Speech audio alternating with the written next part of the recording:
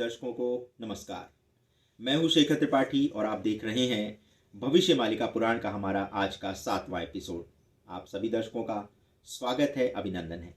जैसा कि हमने आपको पिछले एपिसोड में जानकारी दी थी कि 5000 वर्ष पश्चात कलयुग का अंत होगा एवं धर्म की स्थापना हेतु कल की भगवान अवतार लेंगे। इसी क्रम में आपको आगे की जानकारी देते हैं कि भगवान 2020 से लेकर 2030 तक सारे संसार में धर्म की संस्थापना का कार्य संपूर्ण कर देंगे।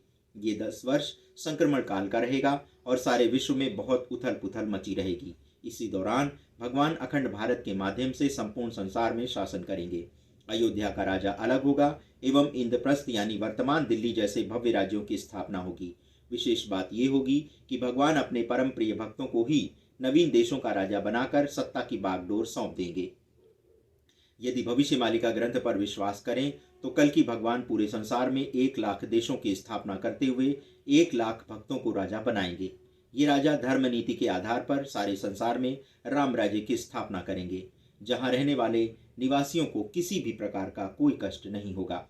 भविष्य मालिका पुराण में जो बातें लिखी हैं वो वर्तमान में सत्य ही प्रतीत हो रही हैं। इस पुराण के अनुसार जब भगवान जगन्नाथ मंदिर के ऊपर फहरा रही ध्वजा फटकर समुद्र के किनारे पड़ी मिलेगी, तभी भारत को एक साथ 2 देशों से युद्ध करना होगा। भारत पर पहले पाकिस्तान आक्रमण करेगा और इसी समय चीन की ओर से भी आक्रमण होगा। 2 देशों से युद्ध करने में भारत को काफी संकट का सामना करना होगा। एक ओर तुर्की और ईरान समेत सभी मुस्लिम देश पाकिस्तान का साथ देंगे, दूसरी ओर चीन भारत को नष्ट करने का हर संभव प्रयास करेगा। इस युद्ध में भारी मात्रा में जन धन की हानि होगी। भविष्य मालिका में यह भी लिखा है कि जब कल की भगवान के 3000 से अधिक भक्त एक स्थान पर एकत्रित हो जाएंगे, तभी से विश्व युद्ध का बिगुल बच जाएगा।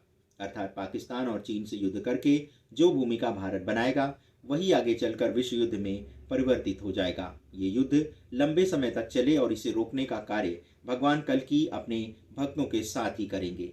मई 2020 में ऐसे समाचार मिले थे कि जगन्नाथ मंदिर की ध्वजा जल गई है। ऐसा 2020 से लेकर अब तक कई बार हो चुका है, किंतु अभी गनीमत यह है कि ध्वजा जलकर भी मंदिर के शिखर पर लहरा रही थी। किंतु विश्व युद्ध तब होगा जब ये ध्वजा फटकर समुद्र के किनारे जा गिरेगी। एक प्रकार से ये संकेत है विश्व युद्ध के आरंभ होने का, और ये संकेत है और इसी संकेत के आधार पर विश्व युद्ध 3 का आरंभ होगा। भविष्य मालिका ग्रंथ को पढ़ने वाले सभी भक्त इस चेतावनी को मानकर आगे युद्ध की तैयारी करेंगे। आपने 2017 से लेकर अभी तक कई बार देखा होगा कि चीन भारत की सीमाओं का अतिक्रमण कर उसे युद्ध के लिए उकसा रहा है। हमारे 20 सैनिक गलवान घाटी में शहीद भी हुए हैं। अभी तो चीन सीमाओं से पीछे हट गया है, किंतु ये तूफान से पहले की शांति है। तो दर्शकों, भविष्य मालिका के 7वें अंक में आज बस इतना ही। आगे के अंक में हम आपको और भी भविष्य की झलकियां दिखाएंगे भारत और संसार को लेकर के।